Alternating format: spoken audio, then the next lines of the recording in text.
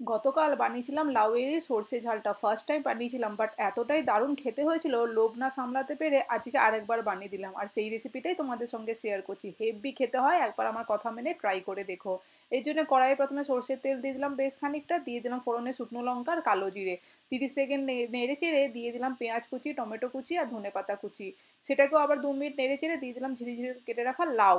লাউটা দিয়ে আবারও নুন হলুদ আর পানসে ভাত কাটানোর জন্য দিয়ে দিলাম সামান্য একটু চিনি, আর ঝালের জন্য কাঁচা লঙ্কা দিয়ে ভালো করে ঢাকা দিয়ে দিলাম 5 থেকে 10 মিনিটের জন্য, যতক্ষণ না লাউটা হাফ সেদ্ধ হয়ে যায়।